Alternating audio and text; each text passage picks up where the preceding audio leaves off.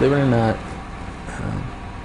I've been saying it, not that I want to be a police officer, that I'm going to be a police officer since I was 3 years old. I've always told my parents, and my dad remembers me just right out of diapers, "Daddy, I'm going to be a cop." And you know, after the Cleveland school shooting, yeah, it definitely had some effect on me as far as wanting to do that. I remember how safe I felt when the police officers were there. And I've always looked up to cops, and you know, it's weird. I'm still a police officer, but I meet another cop and I still get excited. You know, it's just the way it is. I had the opportunity when I was 20 to join the police academy, and I put myself through at Delta.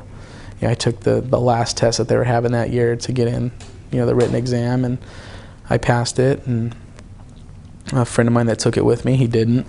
You know, that I got in right at the last second, and you know, it was another thing that wasn't planned until the last second. You know, and I was looking at the military, you know, at the time, and so this was in 2002. You know, so it was real soon after 9/11. You know, and after 9/11 happened, I wanted to go in the military. You know, I felt like I just wanted to go and serve. You know, I had that strong urge, and I went and talked to recruiters, and I was picking between the Marine Corps and the Air Force. The Air Force had a good law enforcement branch, and the Marine Corps, you know, it's the Marines. You know, but when the chance to go to the police academy happened, I said, you know, I still feel like I'm serving. You know, and this is my ultimate goal. You know, so I might as well just bypass the military and just go straight into law enforcement. So I joined the academy, and you know, I had a 74 recruits. I was, you know, we graduated 34. Yeah, the opportunity came up to apply with Stockton Unified, and I applied with them and the sheriff's office, and it probably took a month and a half, you know, the whole process. And Stockton Unified called me, and Don Swartz, who was the chief at the time, he was a sergeant at the time of the shooting. I knew him. You know, I did some volunteer work with SUSD, and I knew a lot of the officers. And you know, when my name came up with the school board as to whether they're going to hire me or not, Pat Busher, who was the principal at Cleveland at the time, she was married to our superintendent at the time. You know, when I was getting hired, and she said, "No, you guys got to hire Robbie. He's one of our own." You know, and they did. Wow, Dad, can you call me now? Okay, from go ahead.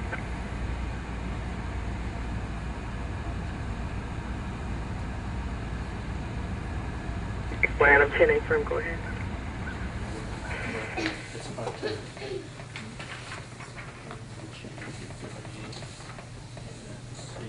Two, three.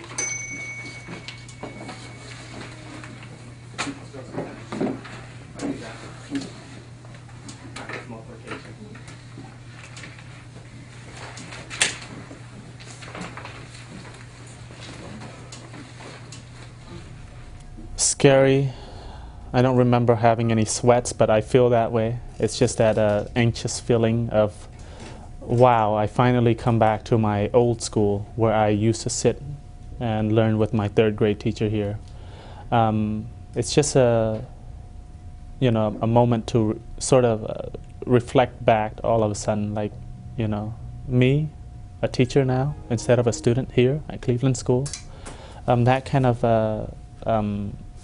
you know, of thinking came across my mind when I first came back, and especially to be able to come back and you know, join the Cleveland family is also the excited thing about it all too, the whole process. This is my third grade class, but when I came in here, I was teaching a combination class, and I was in the other room. But I was really excited. About 2 years later, I was able to move back into this room, this third grade room, this class room, and you know, it happened to be, well, thinking back again. Oh, I used to be in this room, just like any of these kids, any of these students of mine now. I really wanted to be a computer engineer instead of a teacher. But it so happened that there's just so much going on in life in general, family situation, you know, money-wise, you know, work, and a whole lot of other things happen in life, so the time to really focus on school was limited. And because I was at the time also, I was tutoring children at a Park Village community, and I started developing the interest and start realizing that my strength is in teaching.